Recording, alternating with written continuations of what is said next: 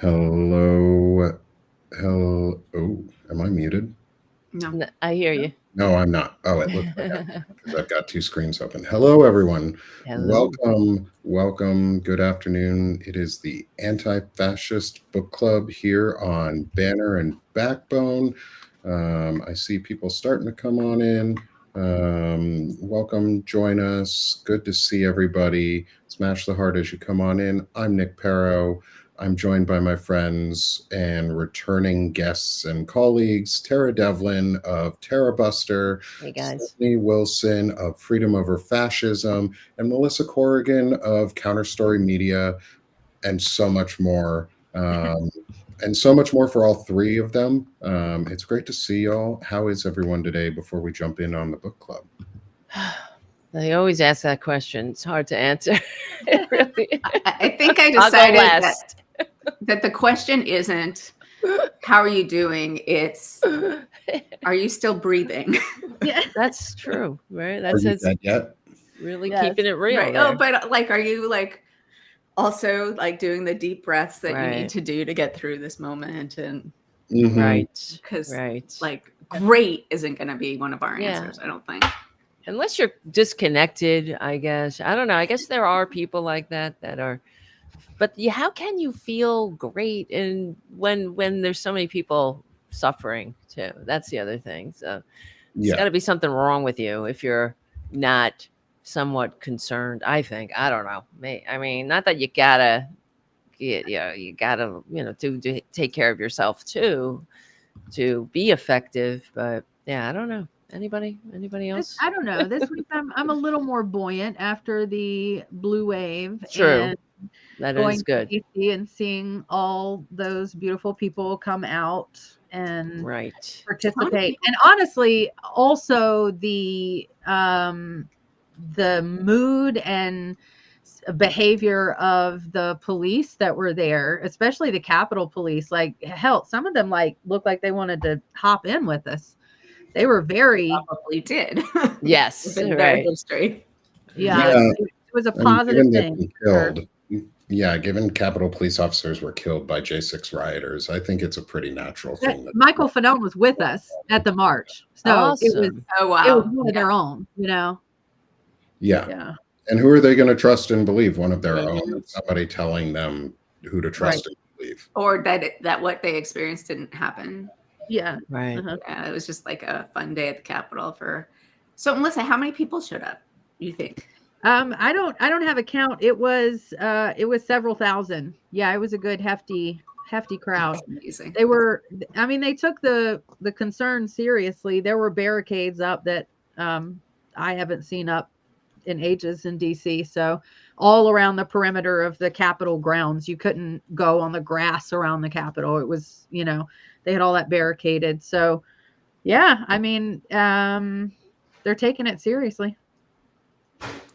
Yes. Well, and you were talking, they were also like, you said they wanted to join. Some of them looked like they wanted to join in and they were taking it seriously. But I was also listening to you on Shane's show just a little bit ago, talking about this and how there was a situation that you were de-escalating and helped de-escalate. And it looked more like they wanted to support the peaceful protesters in every way they Absolutely. There was one doing that.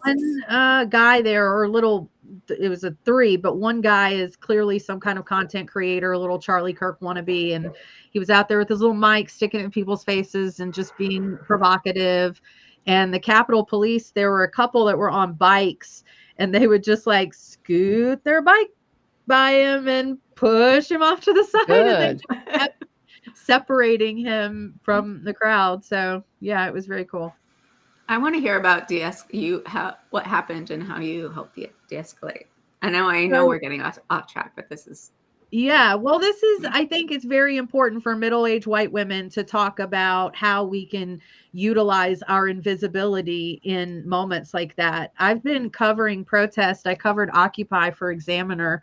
And even back then in my 30s, there is just this invisibility that comes with being a white woman. That you can use to your advantage. I was able to just get in there. Like, I've never been harmed by police. I've never, ever. So there are ways that you can use that. So there was this moment where this young kid kept trying to provoke things, and it wasn't being wholly successful. So I noticed he began targeting black men Oh, to of Oh course. God. attempt to escalate, and he would stick the mic in their face and start asking them questions. And so there was one little hairy moment where a guy slapped his hand to knock the mic away. And so I already was recording, and so I just stepped in between them. And I mean, we were very, very close. Everyone was touching. And I just step in between them. And when I say I'm invisible, I showed my husband the video, and he thinks it's hilarious because the guy's mic, like holding his mic over my head, and they're having a conversation over my head. But all I know is neither of these guys is going to swing when I'm in the middle. And so that's all I'm just going to put my body in between there. And I think that's I don't think, I know this is part of the training that's done for protests, that if you're a middle-aged white woman, you can insert your body in positions that will de-escalate a situation really, really fast. So it is what it is, and if you can use your privilege in that way, in that moment, to de-escalate, and here I am going on a tangent, but this is why I love being in the position that I'm in.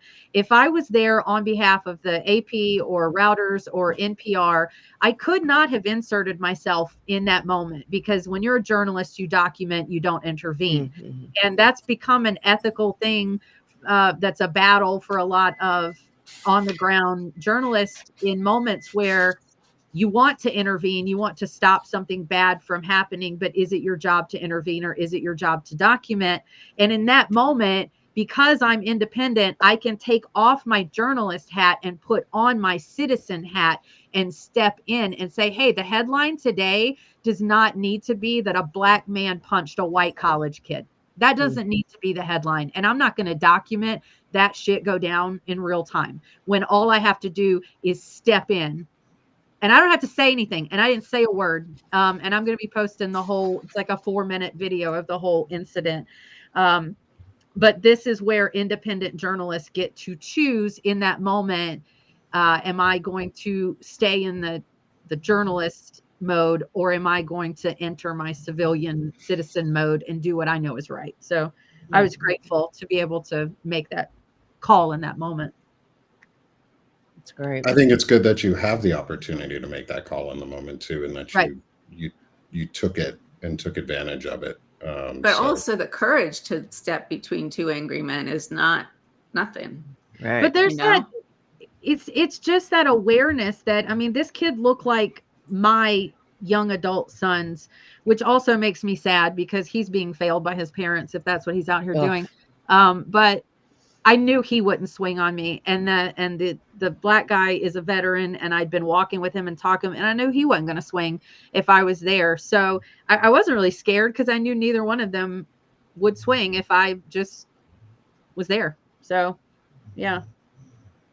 Well, at least you knew they weren't going to swing with you there, and you were able to use your, I guess, invisibleness to your advantage, which I don't know if that's a good, like, if that's supposed to be a compliment to you or not. I love but it. I'm glad for this case that you are semi-invisible as a woman, because a middle-aged woman, because you get to go into a space that other people don't, and you can handle it. You're invisible. I don't know. You can't see that half of my hair is like gray. Not only are you invisible, but then if someone sees you struggling, they step in and help. Yeah. Yeah. It's like totally different world than being in your 20s. Mm-hmm. Yeah. Well, it's always, when I remember when I was younger, getting pulled over for speeding and just immediately starting to cry and got out of the ticket. Oh, did you? I was just like, okay, tell me what I did. Give me the ticket. Let's move on. Come on. Yeah. So, and I knew it. I knew that if I turned on the waterworks, I was, like 20 years old. And I'm like, please, my father will kill me. I think that does Yeah. sort of lean into our topic today, because our topic is today, right, is standing out Stand and out. Yeah, absolutely. not being afraid to stand out. And that's what I love about going to DC and being with these people, especially the grassroots organizers that have been going and going, is that they just feel like I do, that not acting is just not an option. And I it's weird when people say like, oh, you're stepping up as a leader, or you're so brave, and like, oh, we should all be doing this. We should all be doing this. Yeah. Right. Yeah, like that's the minimum, isn't it? That we should be doing is stepping up and putting ourselves where we can, Right. and how we can. And it's really unfortunate. I think the unfortunate thing that I saw yesterday from all of it was what you were talking about, was why is it being led by disabled veterans and not folks who can actually like move and walk? Why are Right. we making the veterans who are disabled, who've done it before, who've signed up to do this, why are they the ones leading that charge in a lot of ways, by them and by themselves? Like, veterans shouldn't have to walk miles and miles and miles with canes and walkers and wheelchairs and mobile assist devices, when there's perfectly healthy people out there Yep. who keep asking, how can we help? What can we do? How do we make our They'll do democracy better? anything but come to DC. They'll do anything but, like, and that's what Yeah. it's going to take. Like, you got to come to DC. There's no other answer at this point. You got to go to DC. Yeah. And like, maybe using Can this you as a- explain what you're, because I don't think a lot of people know what you're talking about, like this protest So- that happened. Oh yeah. Let's Right. get some context. This was day one of a sustained resistance movement in DC. Starting yesterday, some of these Wednesday, some of these coalition organizations moved in, and they're not leaving. Now, it's not an occupation like Occupy. They're not setting up tents and all that, because that's, it's not worth the fight to just do the nighttime situation. But it's come to DC, stay in an Airbnb, they're organizing some housing. They do have a little housing area that's almost like a hostel with some bunk beds if you literally just want to crash overnight. But their thing is that we need people on the ground every day in DC. There are things going on in these government buildings that if the American people are standing outside looking at them while they are debating this, that's going to have an impact. And the amount of people, like today, 9 a.m., the Supreme Court had a closed door meeting. I guess they're still in that meeting discussing whether to take up marriage again, because Kim Cunty Davis decides with her bad hair that she is the one that decides what sanctity of marriage is with her 3 divorces. So they had people out there at 9 a.m. standing in front of the Supreme Court. So the idea is that we are going to make our government face us. They have to walk past us to get in the building. They know we're out there. Well, and the good. more people that we have on the ground. And the cool thing is, it had a great kickoff. There were lots of people there. It went beautifully, perfectly, peaceful. And so I just got word, and I have a poster here, that Dropkick Murphys is playing November 22nd on the Washington Mall. It's an open rally. So come to DC. If you can get there November 22nd, you'll get in on a free Dropkick Murphys show. But that's what it's going to take too. And I love that Dropkick has not been afraid to stand out in the music scene. They have stepped up and used their voice and spoken out, and they have played entire concerts with Trump and Epstein picture on the giant, thing behind them. And so watching them come out and come to DC and take part in this, because they know their name's going to get people there. So I'm hoping we see other, musicians and artists show up in that way. Yeah. So let's read a little bit from Standout, from chapter 8 of on tyranny. So for anybody who's listening in, we are still going through Timothy Snyder's On Tyranny. Right now, we're looking at chapters 8 and 9 today, which are, well, 8 through 10 realistically. But is stand out, be kind to our language, and believe in truth. But it's really, I focused on the two butt ends of that, which is stand out with the truth. And so I want to read the opening quote for stand out because I think it's super important and it's just this simple. Is chapter 8, stand out. Someone has to. It is easy to follow along. It can feel strange to do or say something different, but without that unease, there is no freedom. Remember Rosa Parks. The moment you set an example, the spell of the status quo is broken and others will follow. Like, it's that easy.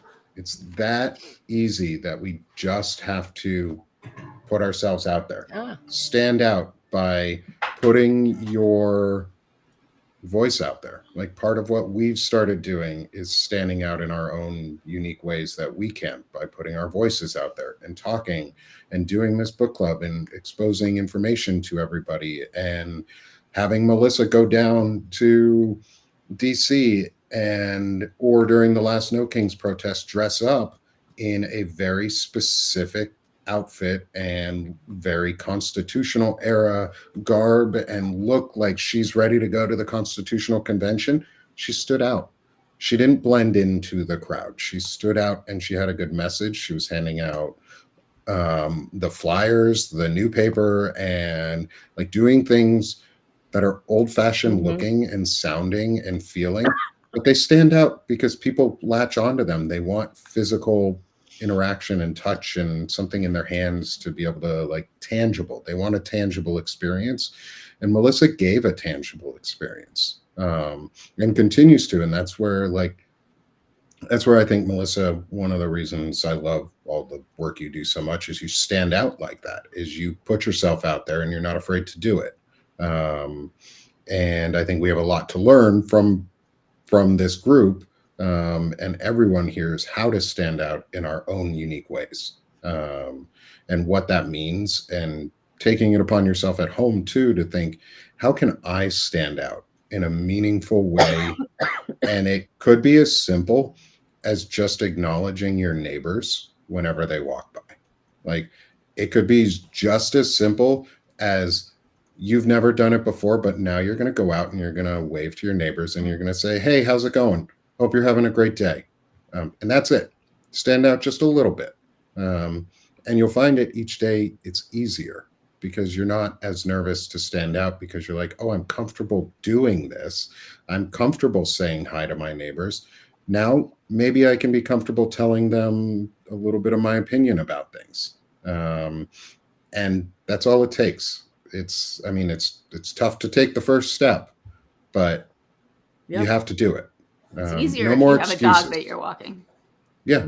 Yes. If you have a dog or a cat, even put your cat on a leash. And That's a walk your conversation cat. starter, right? Yeah. If you've got a turtle or a bird or a snake, put those things on leashes and walk them around. Put your rabbit into a frickin', if you got like rabbits and stuff or guinea pigs, put them into a baby stroller and walk them around the park and see what I have they a guinea think. pig. I would look very good in a stroller, that's sure. Yeah. Yeah. And a little tricorn hat too. And that's a conversation gosh. starter. That is Like, that's That like would be. I gotta take him out. He needs to be part of the resistance. But when and this is why I think that people should stand out in by confronting the lies when they are heard and encountered. That's one of the things that always drives me insane is that, I guess it's that this is why I do a podcast. It's probably we all share the same kind of personality of not staying silent when people are, spreading bullshit and lies. And I think that a lot of people, because people don't want to be confrontational, so they just avoid it when one of their maggot neighbors are, saying some bullshit. Because that's, we're talking about being invisible as white women, but as middle-aged white women, right? But as middle-aged white women too, there's a lot of assumptions that are made too. If you encounter other white people, they maybe not in New York where I live, but they in other part, like for example, I grew up on Staten Island, and that is the only Republican borough, and I have encountered a lot of you'd be surprised racism over there on Staten Island, right? No, I heard the rumor Yeah. that it was Staten Island was a little bit You like might be that. shocked, right? And because you're white, and I guess on Staten Island, people assume you share their point of view, but it's whenever I encountered it, I could not stay silent. And you got to shame people too, because if they automatically think that you're and that you're one of them, it's great to pull their covers, because it's part of educating people, because people, I think, are very much misinformed nowadays, and that's why I do a podcast. I know that's why you guys do it too, like to get the word out that there really is a mass malinformation issue in this country, where people are just not in grasp of the facts. Like, for example, with Obamacare, okay, everybody's premiums are going up, not because of Obamacare, but because of the for-profit health insurance racket and the Republican sabotage of the only health regulations that we have. And they did everything to make Obamacare expensive by eliminating what was called the risk corridors, by eliminating every other subsidy, not just the recent ones, but also, for example, the mandate, and every mechanism that was supposed to make our premiums low, they destroyed. And that's not the message that's out there, and it's driving me crazy. Even now, as people are saying that Marjorie Taylor Greene, for example, is somehow seeing the light because it's affecting her family directly. She's not seeing the light. She's spreading the lie that Obamacare is the problem, and anyway, I don't want to get off on the Obamacare tangent, but it's just another example of how there is a lot of misinformation out there, and it just becomes part of the zeitgeist and the conversation. And it's it drives me crazy, because I only have my little podcast trying to screaming into the wind. But if we are all screaming into the wind, I mean, eventually it's got to break through. So I think it is. I think what we're doing is having a difference. But the like we were saying about how it's heartening to see what happened on election day, and when you're saying that it's the veterans leading the charge, a lot of that is because of they can. A lot of people are working their 3 uniquely American low-paying jobs and can't get away. So we do what we can when we can. So that's why we have to educate everyone we encounter, I think. So, yeah. Yeah, I agree. I think, and somebody said in the chat, Trish said about Marjorie Taylor Greene specifically, was she's just mad because she can't run for the Senate. Well, that's it. Okay, then let's say that. Like, that's okay to say. Like, yes. The next chapter, You're chapter right. 9 is be kind to our language. And it, like, the opening statement says, think up your own way of speaking, even if only to convey the thing that you think everyone is saying. Well, Marjorie Taylor Greene does not like Donald Trump right now because he is inhibiting her political ambitions and career. So she's pushing back against him. And okay, like, good. Let's have her continue to push back. Like Shane said earlier, reward her for the good action she's taking right now by saying, yeah, good job on that. But I'm not going to forgive you for anything else until you've proven that you are different. And if you're not, well, then you're just a fucking political tool. Like, right, let's build a coalition. A political tool, right? Like, they're so transactional on the other side about who they use and how.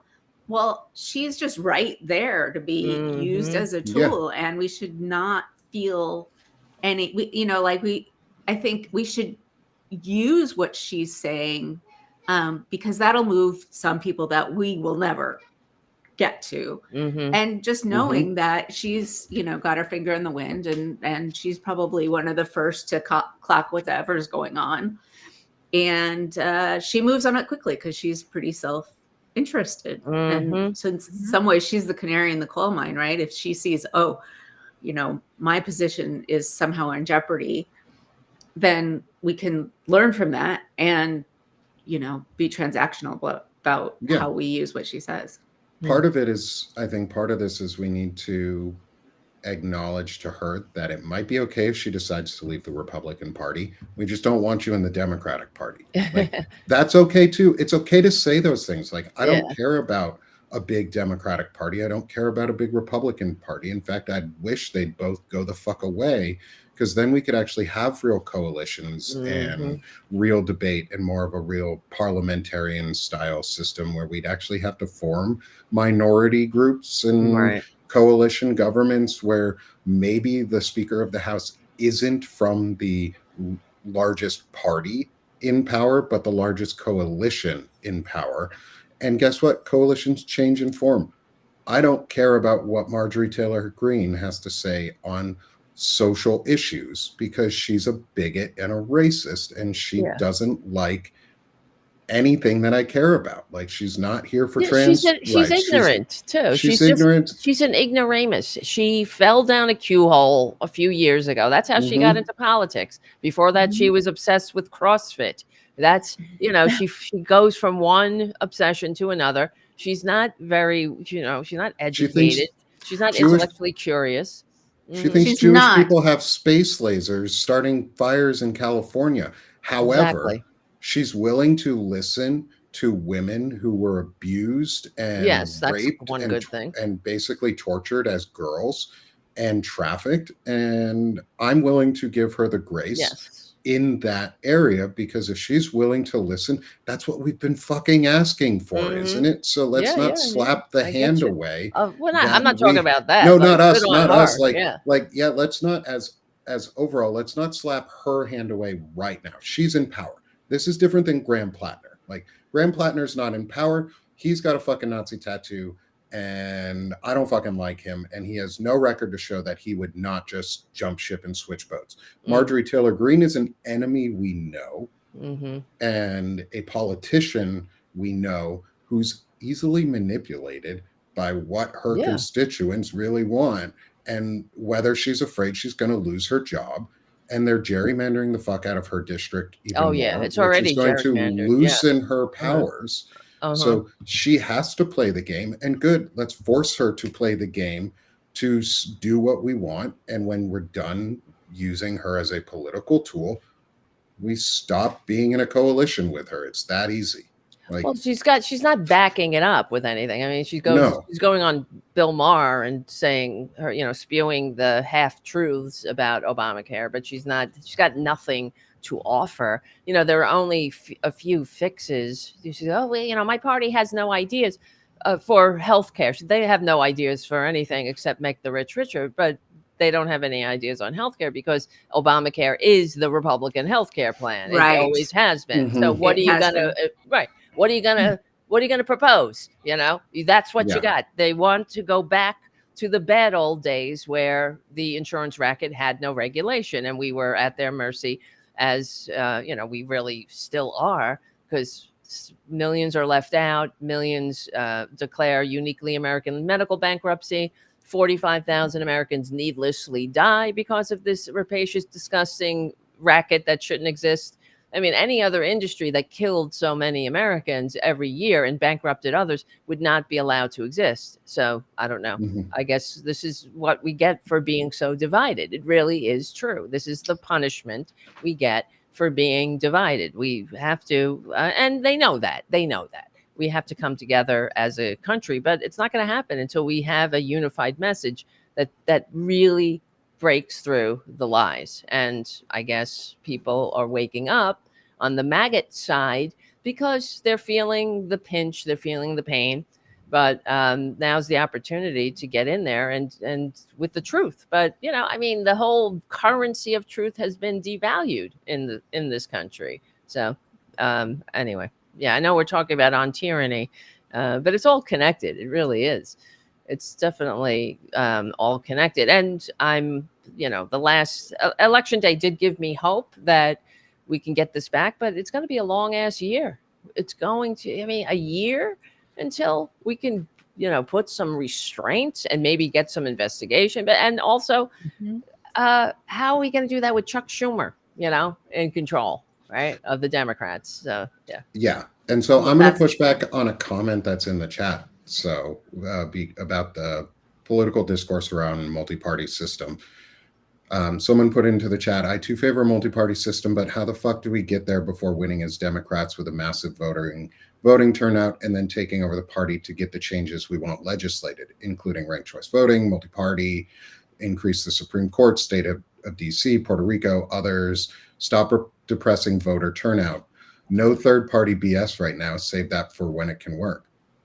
Well, when the fuck am I supposed to talk about it then? Like, how do we get to the point when it can work if we can't talk about it to plan for it to work? Stephanie and I are talking about this as Project 2075. So yes, we need to be more creative. We can't use their words. Yeah. Sure. Project 2075 may be a different title, but the idea is it's a 50-year plan that we implement step by step by step by step, and we have to have the end goal in mind. No, ranked choice voting is something that, no, multi-party system is not something that we're going to get in the next 2 to 4 years. It is a 10 to 20-year project. That's what I'm talking about. I'm not talking short term here. So I'm going to be very clear with my truth and speaking the truth. This is not an overnight solution. I'm standing up for the truth right here, which is I believe in a long-term strategy that we implement step by step by step by step, because Americans are tired of the only people having a plan are the right-wing folks. Yeah. Like, they have Project 2025, which was a 40-year plan that they organized. We can't think past 2 on the Democratic Party side. Yeah. There's no wonder we keep losing. So I'm going to keep talking about a multi-party platform, not to suppress the vote, to encourage the vote, because I want pluralistic representative democracy. I want a multicultural society. But to get there, we have to be bold in how we talk and what we talk about, and get people behind those ideas and say exactly what you said is, yes, don't vote for a third party right now. Run as a Democrat so that you can force the party to eventually break apart and become the system that we desire. Run as a Democrat, yes, but I am going to rail on the Democratic Party. I'm going to rail on the Republican Party. I'm going to rail on groups like Midas Touch and the Bulwark, because that's my fucking First Amendment right to do. And it gives us a strategy. It gives us a strategy to move forward, and it gives everybody in the audience a plan that they can grasp for. It gives us ideas that we're for. Okay, but what about a shorter 10-year plan? Yeah, I think it's maybe 5 years. That's exactly what a Project 2075 is about. Well, that's it. Just 2075 just seems so far away. Like, are we even going to? They've been doing it for 50 years. Yeah, we have to think about a project over 50 years. Like, break it down into sprints of 5-year cycles. Can we start with get money out of politics, maybe? Like, maybe that's part of it, though. Is part of the first 5 years is overturn Citizen United. Like, that's where this is the strategy. Like, we need to seize the opportunity, like Shane just said, to make the strategy so that we can then make those little 5-year plans of, here's what we're handing through Senate America's legislative arm, because Senate America is a 501c4. They can propose legislation. Using Senate America and groups like that, we can break down a 50-year plan into very, very simple, consumable pieces that actually give people what they're voting for and a real platform. Like, the Democratic Party doesn't have a platform anymore. It's anti-Trump and status quo. So what are people voting for? Like, the FDR's second Bill of Rights didn't come out of nowhere. Yeah. Like, Mamdani just ran a campaign where he didn't, to my knowledge from the ads I saw, he didn't even talk about Trump. He He didn't give any energy Exactly. or any of that to what's going on. His campaign was relentlessly optimistic, relentlessly positive, relentlessly on focus for what the issues were for that city. And he proposed things that people all over the political spectrum were like, oh I no, know. we can't possibly spend our taxpayer Yeah. dollars on us. Right. Oh no. And yet he won in a fucking landslide. Because So people are sick of it. And that, I live in New York, and right. it was listening to Cuomo go on about how you're never going to get it done. You'll never do it. You know, shut the fuck up. Okay. Yeah. You never do it. Go away. Get out of the way, Right. Cuomo, and let people at least try to do something about this broken ass system, because it's not the people who are broken, it's the fucking system. Yes. This kiss up, kick down, I got mine oligarchy sucks to be you, that they're dragging us backwards, back to the times that the founders, you know, overthrew, where the rich run and rule and everybody else awaits their rewards in heaven, that while toiling in the fields. And that's what they want. And we can do nothing about it. And they just pass on power to their loyalists, like this fucking baboon in the White House, right? Like all of it. The whole thing is unfolding in front of our eyes. But that's why, you know, Mandami, I watched that speech that he gave too. It was absolutely refreshing. But then the fact that friggin' Chuck Schumer couldn't even say that he voted for him or not. And, you know, what happened to vote blue no matter who, Schumer? I thought that was, that's a huge, huge, huge fracture in the Jewish community right now over Mamdani, and how it's a little bit generational, but it's a really big seismic like explosion in the Jewish community. So Chuck Schumer being a, you know, part of it is, you know, he probably actually is somehow voting the way he thinks. A large part of the Jewish community thinks that Mamdani is dangerous because he once said, globalize the intifada. And we experience the intifada as, you know, exploding cafes and buses. But do we really think that's what he meant? Like, no, he meant like justice, right? So, you know, I had somebody that I've known for, it was 1989, a long time ago, right? Is sitting there on Facebook talking about how Mamdani is the big danger, and Nick Fuentes, she at least knows who he is, so he's not that dangerous. It's fucking wow, insane, but it's there. And so that's something that the Jewish community has to work on and come to terms with. I'm going to talk about it week after next. But it's not just a Chuck Schumer being spineless. It's a much I mean, question. but that whole globalize the anti-fada thing, this is more right-wing disinformation to, you know, spread that kind of fear and against Mamdani, because he's clarified all over and over and over and over that you know, he didn't use that term. He discourages the use of that term. There's no public a record of him saying that term, except for people saying that he said it. So there's no video of him saying it. And they've recently, for example, the New York Post and on Fox News, they came out saying that Mamdani is a commie. He said that he wants to take over the means of production. That's what, and we have a clip of it here. And it was him at a college Democratic Socialist group, where they literally took him out of context, where he said, well, some people say, you know, socialism is taking over the means of production. And they literally cut it out and then spread it around on the cover of the New York Post, just like they did when Biden was in Normandy and he was talking to the parachute people, and they were like, he's wandering off. And then they cut the guy out, you know, that he was talking to make it look like he was just like talking to the, you know, to the wind. But it's literally propaganda. I did a piece on it on my show, pointing it out, because That's exactly what propaganda is. They take a clip of him, they take it out of context, and then they run with it with these blaring, screaming headlines saying he wants to take over the means of production. The means of production of what?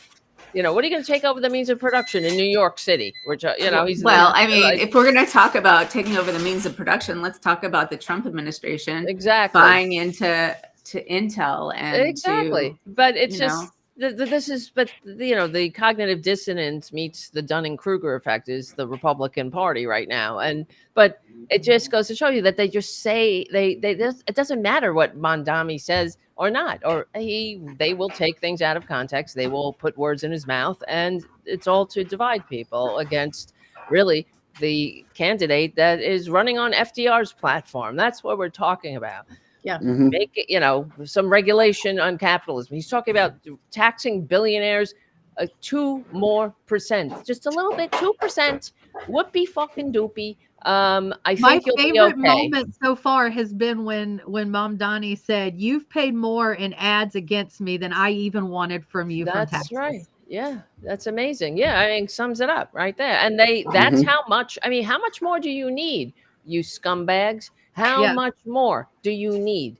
It makes me it just makes me nuts because it's so I thought we were a Christian nation or whatever. We thought we gave a shit. Of course we're not. Yeah. But there's enough for everybody's need, but not for everyone's greed, as Gandhi said. And it's time to stop this bullshit. And they like to turn people against each other. That's what they're doing. They're just like Mandani said in his speech that they want to turn the people making $30 an hour against those making $20 an hour. Yeah. That's really it, Mhm. So, Yeah, and like thinking about this and how it relates specifically back into our book is in chapter 10 in my copy anyways, on page 67.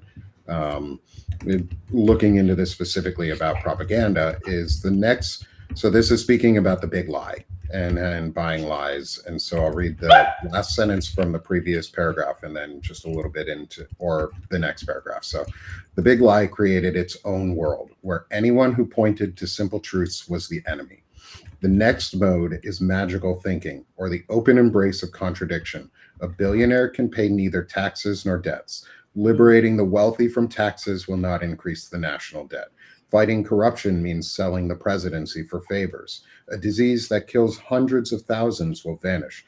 The winner gets fewer votes. The vote is always rigged, and you should vote for me anyways. Black people are taking the vote away from white people, although American history shows that the opposite has been the case. Accepting untruth of this radical kind requires a blatant abandonment of reason. Yeah, like we're in that. There's no reason here. It's all irrational thoughts and contradictory statements that they make that confuse and convince people of that they need to be afraid and in this lie and hate each other, and that communism is somehow equated to socialism all the time, even though one's an economic system and one's a governmental system. That's and we already live in a socialist economy, but only if you're wealthy. Yep. And we're just asking for equal and fair treatment under the law of socialism in our country. Like we're already we're a democratic socialist nation. Let's just embrace that. We want real truths. We want to be kind to truth. You don't like truth. Capitalism? You're not a capital? What? We're a democratic socialist nation with capitalistic capitalistic ideologies that want to be led in masses of authoritarian rule. But we just want the democratic socialism part and not the authoritarian rule part. Yeah, we just want some regulation on capitalism. That's it. We want an economic system that works for the majority, not just the few at the top. That's all we are asking for, and that's all we deserve. I mean, that's all we want to make this country great. I mean, when they want to talk, this is what annoys me about Republicans, besides everything else, is that they want to go back to the good old days. And when were the good old days? I guess to them, the 50s, where Beaver's mom stayed home and Beaver came and had some hijinks pure PG-13 hijinks around the neighborhood or whatever. And but they don't want to go back to the top marginal tax rate of 90% that created the middle class, well, the white American middle class. And they don't want to go back to, the 35% unionized workforce. They want to go back to the strict racial hierarchies and social mores. That's it. They want to go back to when they could say the N-word and there was no canceling of them, and they could treat people like shit. They can grab women's asses. They think they're like madman or whatever. But they don't want to go back to what actually made this country great, because they talk about the greatest generation. The greatest generation voted for FDR's New Deal 4 times in landslide elections. The greatest generation were socialists.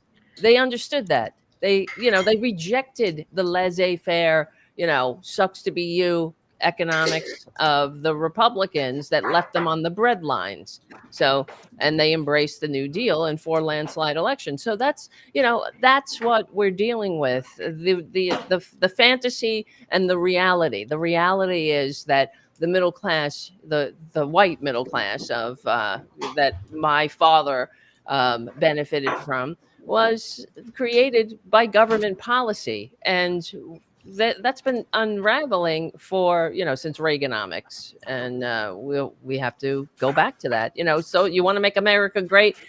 Democratic socialism. That's how you make it great. Even these maggots, who are crying about losing their benefits. That's, I mean, I'm not. Hey, I'm all for feeding everybody, but also making sure they know like what they voted for. Like, you voted for this, booby. You voted for this. And it's also remembering that part of holding on to truth is holding our own side accountable too. Right. And so I see some stuff going on in the chat, and I said it earlier, is why I push back against Midas Touch and the Bulwark and larger networks like that. And I do it for a reason, because I'm starting to get my own microphone that people listen to. But I'm putting actions behind my words, and I'm helping to actionably do things, like get you guys out there and do things, not asking you, hey, should we do this? Should we go sue somebody and do this? No, Midas Touch, go fucking sue them. Like, we've already told you that's what we want. Midas? They're not using their money. They're not using their money in actionable ways. I see.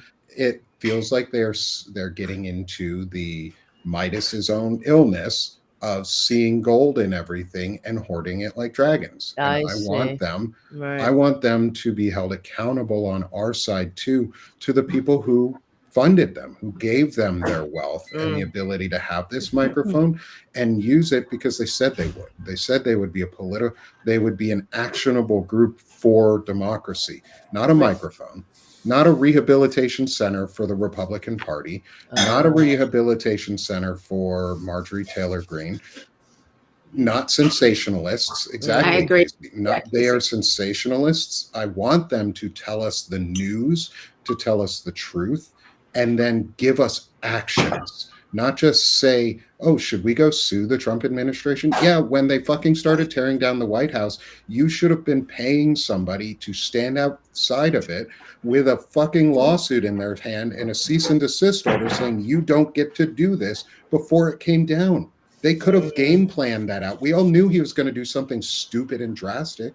You have these things formulated out. I'm not a lawyer, but they were, like, all of them. Like, they were basically all lawyers. And they hire teams of lawyers, but they're not doing it. Even beyond that, the actual work of on the ground journalism, like, some of my readers cash at me money so I could go to DC and be there. And they have all that money. And I didn't see them there. I didn't see Aaron Parnas at the fucking at the rally. I didn't see. Actually, I think he was there. AP News and Routers and NPR was what I saw, and then I saw a handful of people like me, like Substackers, TikTokers, YouTubers, that were just there. But then you have these entities that are setting themselves up as the new media organization. What are you doing then if you're not doing media, if you're not doing the Right. journalism? Well, they're on the ground? hiring You're those. feeding headlines. Yeah, they're spending a lot of money hiring people who were fired from legacy outlets. That's what they're doing. And Well, giving to them be fair to platforms. Aaron Parnas, he was, doing media, doing actual journalism in the Capitol itself over the last couple of days. So I think we've got kind of different. Yeah, sorts. I'm not I think calling we have Aaron to- Parnas out. I'm calling Midas Touch out, the organization, the business. Right. I'm not saying Aaron Parnas isn't doing. I see how hard he's fucking working. Oh my Like, God, I that don't dude know how works his ass off. Yeah. He's killing it. He's an on the ground reporter. But there's not enough of them.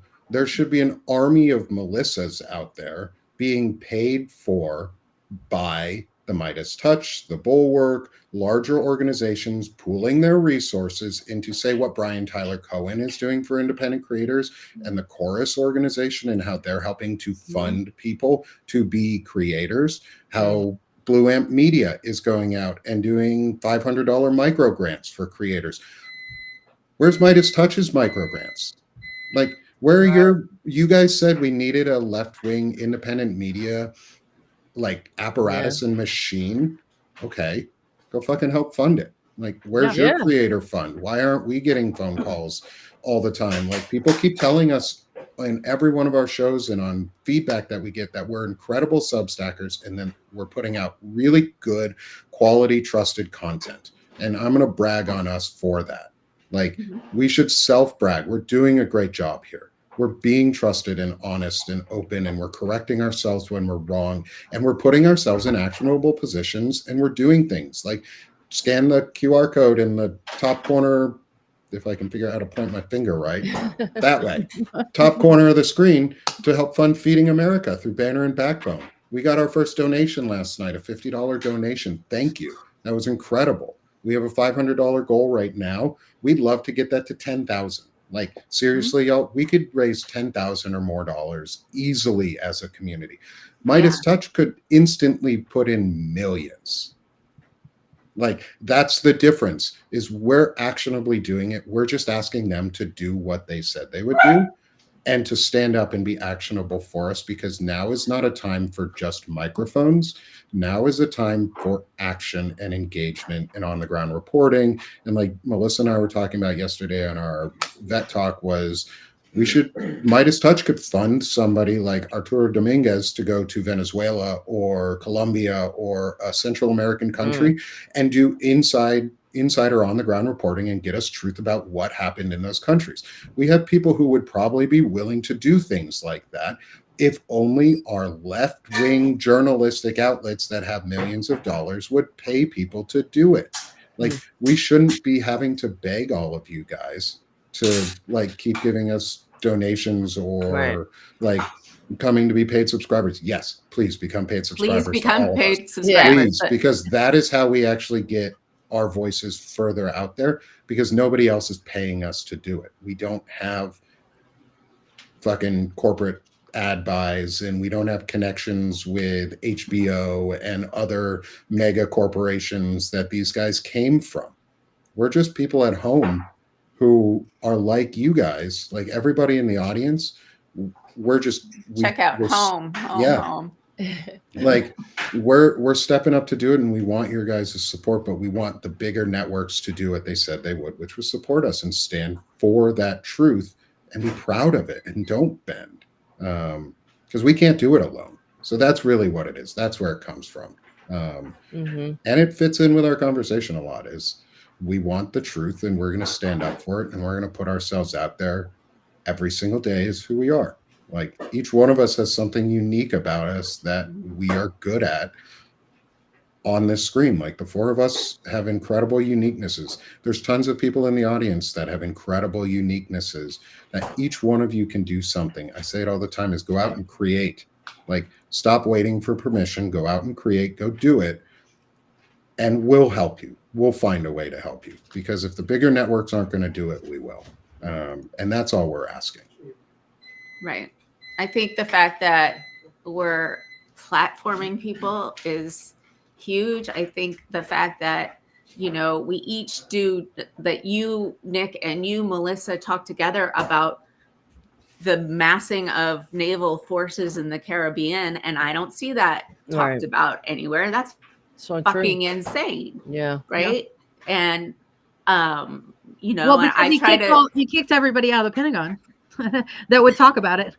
Right. Yeah. Right. Yeah, but literally within 4 days of that agreement, he kicks out the entire press pool, and then they remove the forward strike group from the Med and send them down to the Caribbean. Right, but you don't have to be they're big ships. Yeah.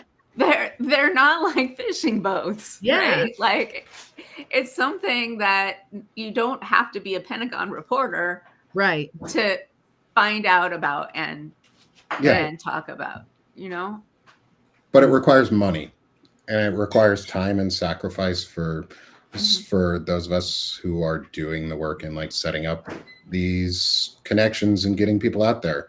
Like, Melissa's willing to go to DC once a month at least and be an on-the-ground reporter. She does incredible on-the-ground reporting for the judicial branch and things that are going on in Norfolk, Virginia, and around flock safety and the surveillance state. Stephanie Wilson is doing incredible work getting things set up and organizing and connecting people and offering areas of support where, say, I'll even admit she's actively supporting me in a lot of ways and helping me build my network and growth and build the community that I'm trying to help build. And she's out here doing all of this work, connecting people and getting amazing interviews, and then trying to get people to actionably help from there.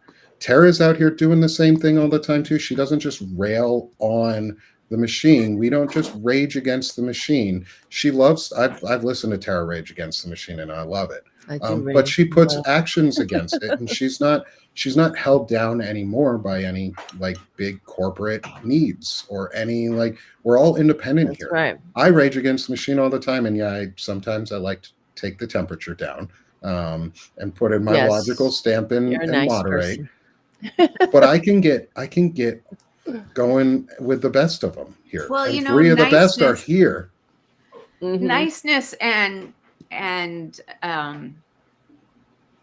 advocacy and stick-to-itiveness, I never understand why that became a word, but whatever, are not mutually exclusive. First of all, nice is yes. I think a word that has a whole lot of other different meanings, but kindness and all these other things are not mutually exclusive. And if we can use our kindness and our empathy and our humanness to build each other up, to build a community, to get to know other folks, that's how this is going to happen. And as Nick said, we need to be thinking in 50-year increments with little steps. Anybody who's ever written a strategic plan, right? You come out with a goal, and you have a timeline, and you have different strategies that you employ at different times with different tactics to support those. And I feel like there are so many, or we are doing that, but there are so many organizations doing that on the ground that are doing phenomenal work. Like in Virginia, they have been working for a decade for a result like what happened on Tuesday. So, like, where am I going with this? Being good people and doing good things are complementary. They're not mutually exclusive. Mm-hmm. Yeah. Mm-hmm. Well, one thing that what really gets on my nerves, besides everything else, is that this whole drinking liberal tears things and what you're talking about, being kind and all. I think that what we share is all, the heart of kindness and caring about other people. I don't get upset just because things affect me personally. It's the justice, and the injustice of others, of watching other people. I mean, I'm not going hungry today. I don't have SNAP benefits myself, but it's outrageous that our fellow Americans are struggling and don't know where they're going to eat. It's disgusting. So, and we have a duty, a patriotic duty to do something about it. We don't have to live like this. And what really gets me crazy is, I mean, it is the why they have us divided. So, along every fissure of disunity, like Henry Wallace wrote about in the 1945 article in the New York Times, The Dangers of American Fascism. And if you hadn't read it, please Google it. It's pertinent. Is that the word, pertinent? Yeah. Yes, today, as it was when he wrote it. In fact, probably even more so.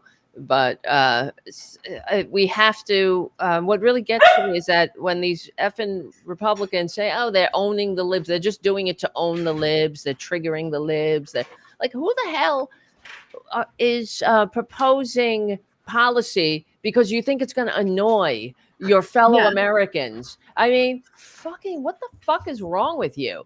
And you think, and then when they're annoyed about it, and it's not even about being annoyed, it's about watching people go hungry or lose their health care or needlessly die because they can't go to a doctor. And then they say, well, I'm drinking your tears. Like, fuck you, you know? I'm sorry. It's very early for me to be cursing like this. Yeah. And, but the topic at hand. And I mean, we really have to shame that. Shame on you.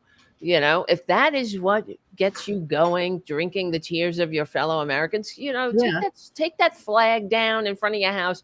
Take that flag off your chest, whatever, you know, they love all the symbols of patriotism, just not the substance. Right. So, you know, it's patriotism is making sure that no one has to go hungry, that no one has to suffer and needlessly die without health care. You know, this country wasn't built by rugged individuals who drank each other's tears. It was built by people who pledged their lives, fortunes, and sacred honor to each other and overthrew a king and an aristocracy, right? I mean, and all their flaws, right? But, you know, that's how human beings are made, to be interdependent. We're not, you know, I mean, together we could, I mean, what is it? Alone we can survive, together we can thrive. Like Neil Armstrong didn't get to the moon as a rugged individual. He got to the moon through all bunch of socialist policies, like a 90% marginal tax rate, you know, the unionized workforce that made those contributions possible, and all of the science and, you know, the collective mind of people that got him there. You know, he may be the one who stepped on the moon, but he wasn't alone doing it. So I'm just sick of the, you know, this whole sucks to be you American mentality. It's and that's the, you know, the other thing that's getting on my nerves is that some of the unions are telling the Democrats, okay, end this shutdown because our members want to get back to work and they need their checks, and that is true. But we're fighting for health insurance. And the reason why these unions are all good with going back, hey, we got our health insurance. That's what it is. Like they want to go back. They need their paychecks. We all do. And the fact that people can't miss one paycheck without, or, you know, now it's into the months, but without going to a food bank, you know, that's not middle class. Like everybody, we need to wake up. Like this is fucked up. But, you know, it's this whole I got mine mentality, though. There's not, you know, none of this unity. If this was France, let's say, it would be kind of understood that, yeah, we're in this together and we will fight for as long as it takes together, instead of, hey, well, I got my health insurance. I don't need health insurance. So let's, you know, end the shutdown. You know what I mean? It's like, what about the other Americans who need what you take for granted? So, all right. I'm sorry. Yeah. I'm filibustering. No, I totally agree. And I do all.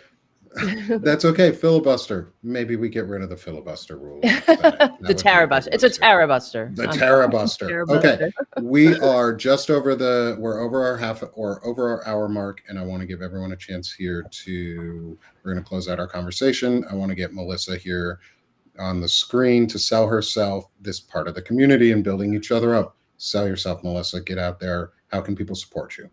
Yes. Just please help me get to DC at least once a month. I live fairly close. I can hop on the train in the morning and come back at night. I do wish this opportunity had presented itself in my life in my 20s because I'm fucking tired.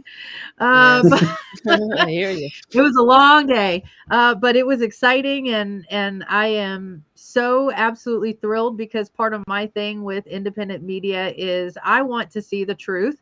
I'm frustrated there aren't enough outlets out here showing the truth, and so that's what I'm going to do. I'm going to go live all day when I'm there, and so you can see minute by minute. There's no spin, there's no edits. There's, it is what it is. You see it through my eyes.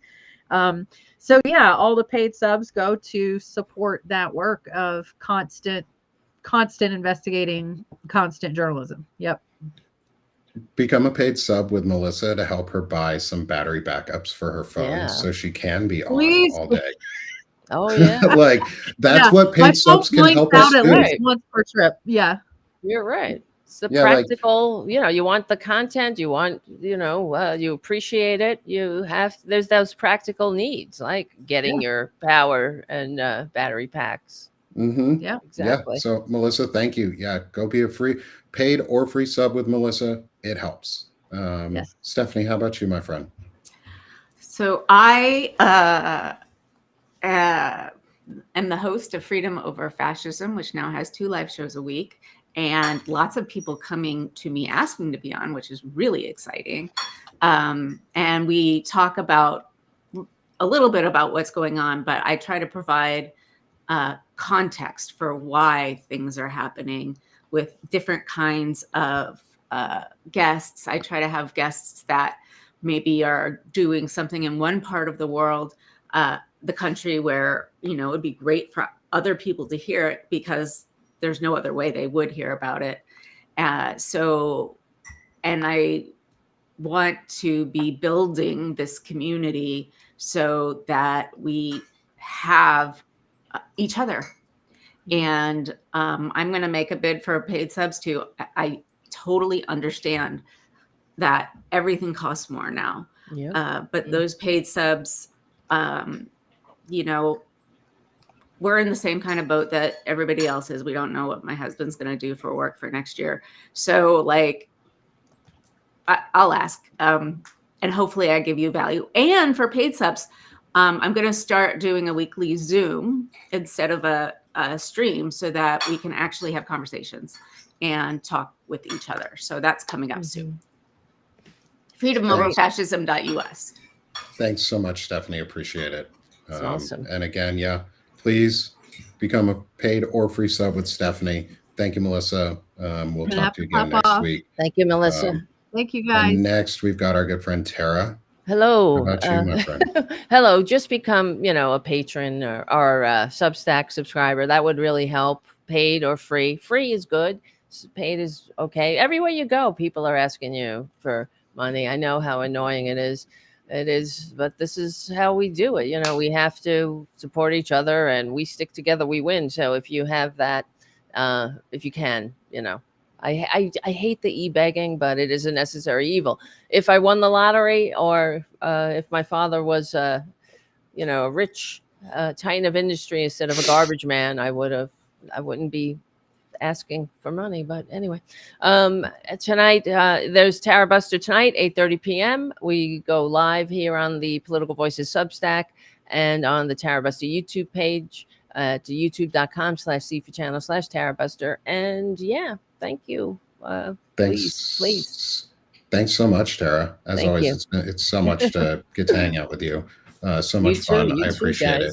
Great insights. And yes, become a paid or free sub with Tara. Help her build her Substack up too. Let's keep this subs back up. I got to get a respectable number here. I mean, it is getting a little better. It's getting there. We're building you up on this side. Thank you. Helping you expand your reach, which is. Oh yeah, that's right. And I'm gonna do a Tuesday show on Political Voices starting in a couple of weeks. It was going to launch next week, but I can't do it next week for another scheduled thing. It's talk about not getting sleep. So it'll start on the 18th, and I'm gonna have JoJo from Jers on as Ooh, the guest. So yeah, That's that should it. be that's good. gonna be I know. awesome. It's a great one. Yeah. I Me too. know, right? Right. Great interview. How did that happen? Yeah.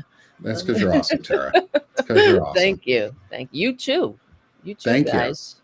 Thank you. And I'll sell myself here for a second. Come join me at Sick of the Shit Publications, which is my main publication, focusing on chronic illnesses, more health related issues, community building, and visibility for ourselves and being consistently visible and staying in the message. But I'm also starting to put out things like some of my classical music that I've written and composed. And so any Which, support by the way, there, is amazing, people. Incredible. Amazing. Thank you. Thank you. I really appreciate that. It's one of my favorite pieces. So I just released a piece called Lento Vivo. It is for paid subs only right now. It's a flute trio, impressionistic style from when I was in France. Wow. Help me get to 250 paid subs and I'll unlock it for everybody. And then I'll start releasing a new that's piece awesome. every 50 paid subs. So that's really, I'm trying to build up over there. And I am asking for paid subs because it'll help me get things like desk microphone and webcam and new equipment that'll actually help me increase the value of our production. So please help me there so I can do those things and feed my family. And then finally, and just as importantly, is come support Banner and Backbone Media itself. We are a rapidly expanding and growing little independent media network. We are not funded in any way, shape, or form by any corporate donation or any dollar outside of you guys. Subscriptions are what drive us. Specifically here right now on Substack, subscriptions are what drive us and are helping build and give content like this, plus say new backgrounds and new designs and new expansions. We're on YouTube, we're on Twitch, we are working on getting into other places. We're supporting movements such as Feeding America, which right over my head here, scan that QR code and you can donate to Feeding America through Banner and Backbone. Every dollar goes back directly back to the Feeding America organization and putting money into, or putting food into Americans' mouths right now, not later, but right now. And so help us support efforts like that. Help us support getting efforts like paying Melissa Corrigan to be a on-the-ground reporter. Yeah. Your money would pay for her through Banner and Backbone and things like that to be able to expand and get other contributors on here and big guests that we've had before and more collaborative opportunities. So like I said, we are the network of you. We are, our community is the network. Our community is everybody who's here and who keeps coming back. Thank you everyone for being with us for all of this. Thank you for joining us for another episode of the book club. Also gonna be able to come out here soon once we're done with On Tyranny with a supercut of the full book club set of episodes from the from all the weeks. So we'll start being able to do more things like the banner cast that we've done over the last 2 nights where we replayed all of the book club episodes, and instead we'll group them into supercuts, and we'll be able to do things like that and pieces like that of some of our other shows. So help us, help support this growth, help us so that we can help push other media companies too in a direction that's actionable and that helps Americans actually build a 50-year plan to get over fascism and create a multicultural democracy that stands the test of time. Because that 50-year plan is to help us to get to another 250 years. Like that's the goal. I want America to be around forever, long past me.